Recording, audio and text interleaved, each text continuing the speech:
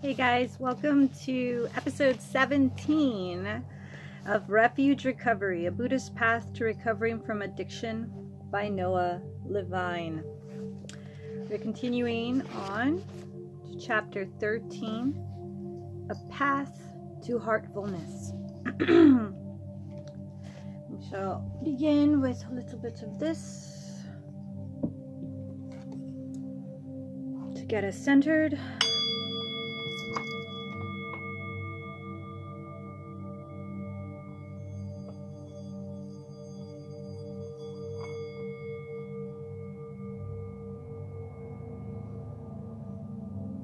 You need a center point to focus on, to bring your consciousness and your focus onto a centered, balanced place. Put all of your intention to come from your heart chakra. We receive the following with an open mind and with an intent to skillfully learn, to lovingly and skillfully learn to heal ourselves, and to put our momentum of our own healing into the overall momentum for all other people's healing.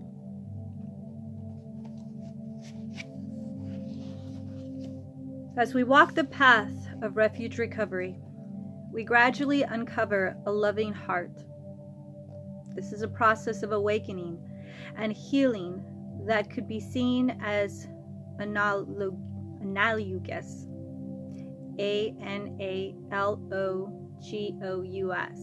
I will be looking that word up after this episode. I suggest you do the same, or tell me in the comment what it is. Analogous to an archaeological dig.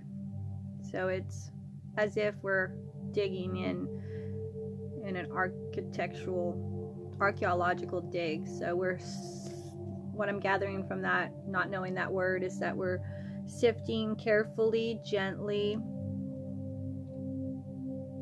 with a lot of patience into the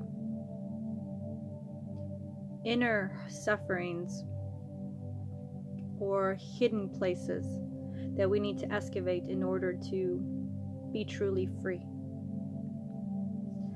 In the early days, we remain on the surface. Mindfulness is our most important tool in the beginning, and it will give tremendous relief in acts, and it will give a tremendous relief. It acts like a mental detector. It acts like a mental detector that allows us to know that there are precious treasures beneath the ground. Mindfulness is also the shovel of the I brought out this music. It's supposed to help me concentrate. It's not doing a very good job, so let me lower that down. We'll let the sound of the birds from outside be our focus music, or the cars. Let's begin again, shall we? As we walk the path of refuge recovery, we gradually uncover a loving heart. This is a process of awakening and healing that could be seen as analogous, or comparatively, I presume, to an archaeological dig. In the early days, we remain on the surface. Mindfulness is our most important tool in the beginning, and it will give tremendous relief. And relief is what we seek when we are in a state of suffering. So it's worthy to attempt. It acts like a metal detector that allows us to know that there are precious treasures beneath the ground. Mindfulness is also the shovel that begins the excavation. But as we begin to dig, we will likely first encounter all the layers of sediment that were covering the heart. The heart practices are a further refining of the soil. We may begin to sift through the rubble, hoping to immediately find treasure. But in the early days, we may end up feeling more unsettled during the compassion and kindness exercises because we are just uncovering all the skeletons that have been buried over the years of our addiction. We have probably become quite skilled at covering the insecurity and reactivity of our life. Reactivity meaning somebody says something and you don't pause, you just react and spit something equally venomous or equally shameful or equally whatever negative back because you went into defense mode. I think that's what they mean by reactivity of our life. Burying our hearts deeper and deeper in the process. At the same time, each meditative effort of mindfulness, forgiveness, kindness, or compassion is another shovel of dirt, each one getting us closer to the forgotten truth of our heart. Perhaps at times, the heart practices can be seen as even finer instruments of archaeology, like the brushes that are used to gently sweep away the remaining dust covering the treasure of our own hearts. Meditations are versatile. Sometimes you need a shovel during the heavy lifting, and at other times you need something gentler, very subtle and refined, to simply dust off the heart. But as we know, sometimes uncovering an ancient city can take a lifetime.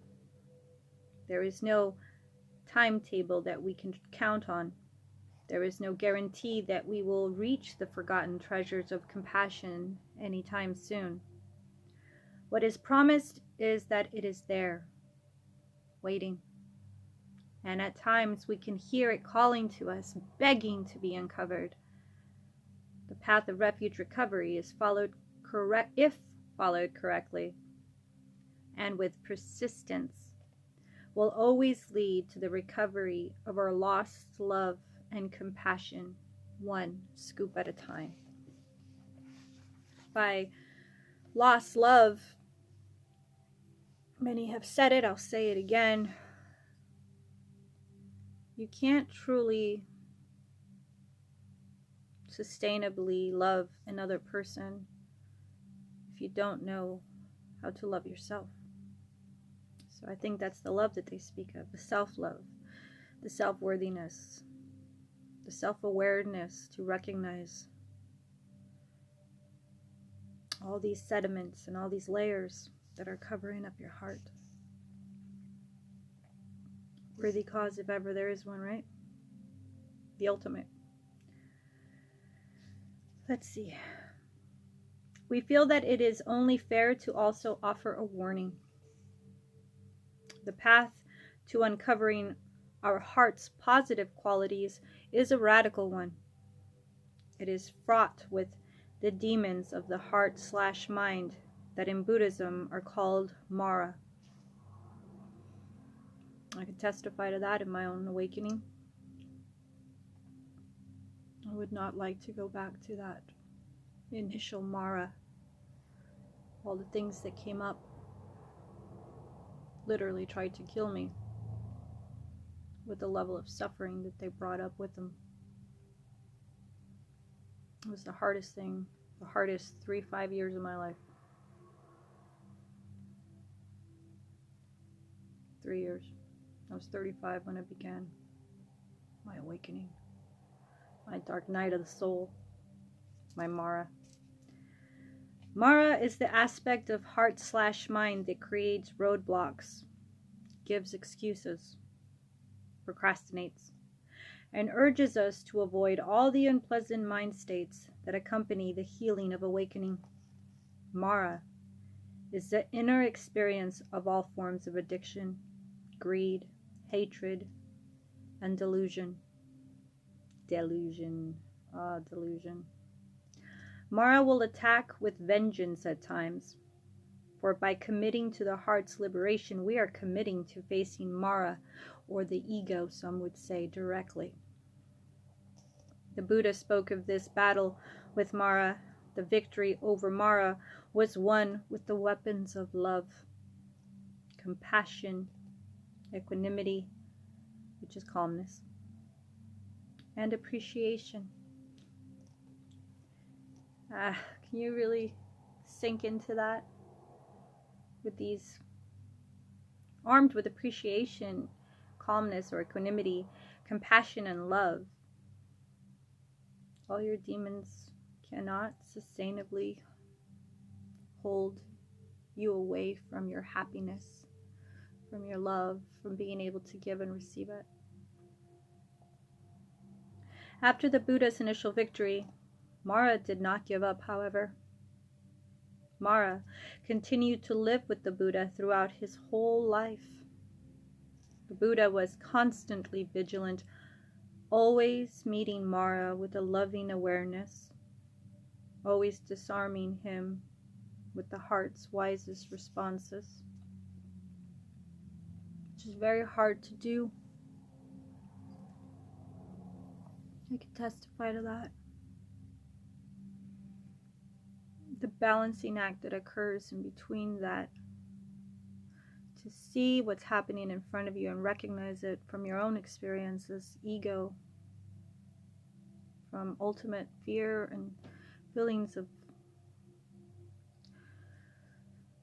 lack of self-worth, what that ultimately brings to the surface or resurfaces that Mara aspect, because the energy that you hang out with is what ultimately will get stuck on you and bring that energy like a welcoming wave back. So it's very hard to stay balanced,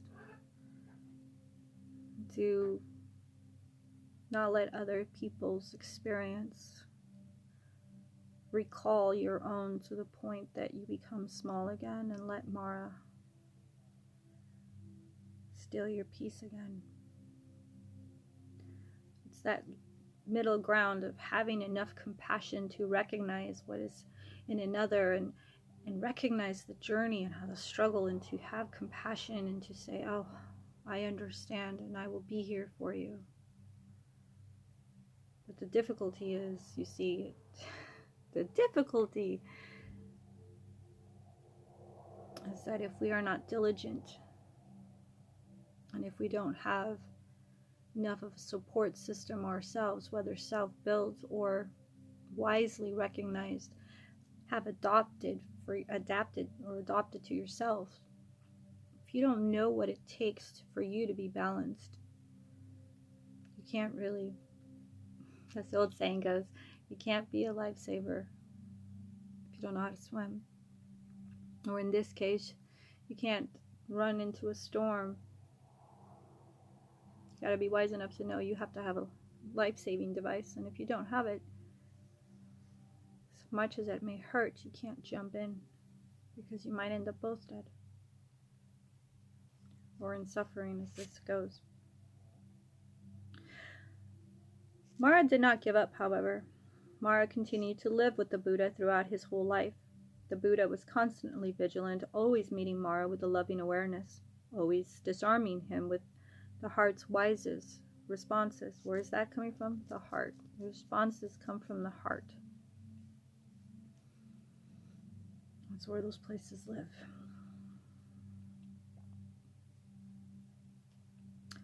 That's where love and compassion and equanimity and appreciation all live. We too can live a life of responding wisely to Mara, to our addictive patterns, to the pain of our past. It would be lovely to never have to acknowledge the past again, to never have to worry about the future, to truly just be in the now. But the past is where we get our strength, if we overcome it wisely and with these attributes. It's where we get our strength and our discipline to help others through the journey that you yourself have gone through.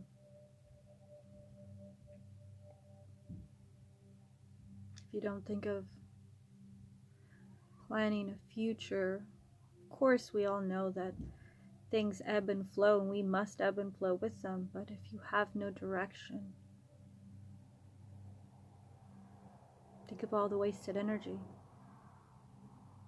that could be focused, directed towards a future of your own design.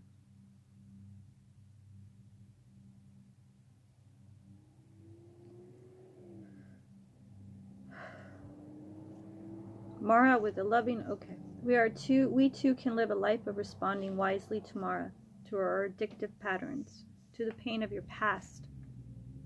Everyone has the ability to recover, love, forgive, and be compassionate. Ability is our birthright. Oh, I like that. Ability is our birthright. We need not ignore the past or forego the future. We can have the ability to use what our past has wrought in us in good ways.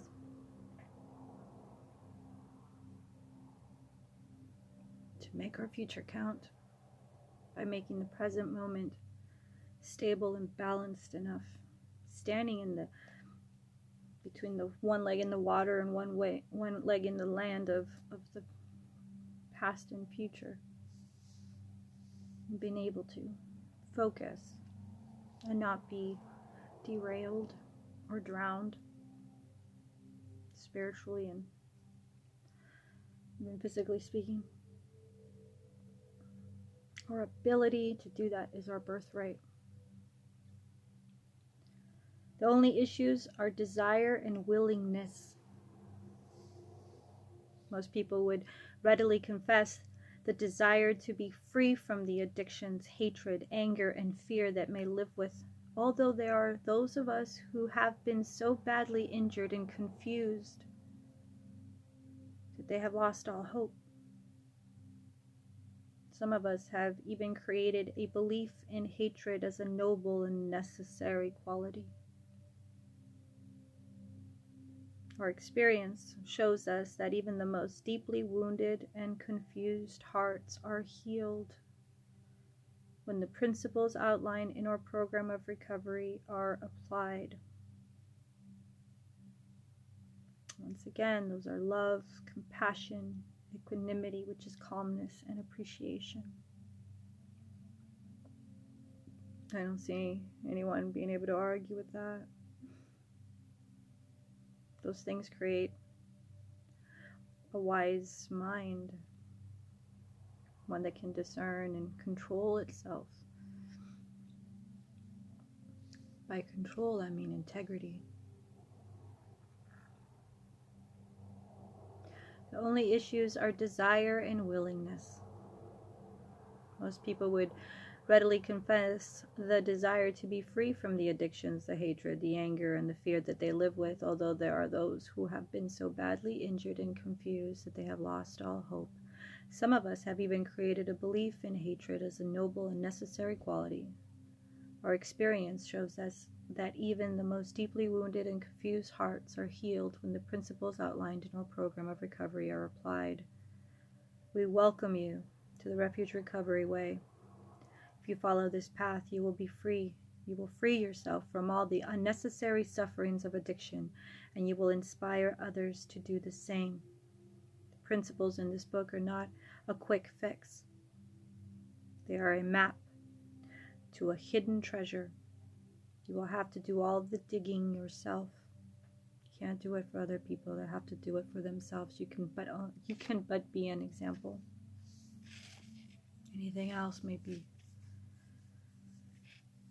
dangerous to your own sobriety or peace of mind. If you follow this path, you will free yourself from all the unnecessary sufferings of addiction, and you will inspire others to do the same. The practices in this book are not a quick fix. They are a map to a hidden treasure. You will have to do all the digging yourself, hopefully with the support of teachers and community. But it is ultimately up to you to do the heavy lifting. And if you've been lifting heavily for your whole life and you still have to ask why and how is this, why again, perhaps you need to recognize that there is a season for all things, and in a humbling way to have other teachers. They have walked the walk themselves, and a community of folks that are walking that with you, whether slightly ahead of you or slightly behind. That is a part of it. If the vicious circles or cycles haven't been broken, if you're still in suffering and confusion, it doesn't take away from the fact that everything we have is within us. But if we haven't been taught, if we haven't been shown, if we don't know how it looks, I think it's a great value to humble yourself and accept that the way to get to that ultimate freedom of knowing yourself and living out of your own heart alone comes from having journeyed through the whole experience that is everyone around you. We're all connected. It's part of the whole that you are, community and other teachers. Your life will transform as ours have, and together we will create a positive change in the world. There you go. Next up will be Breaking the Addiction, chapter 14, page 93. Namaste. Good night.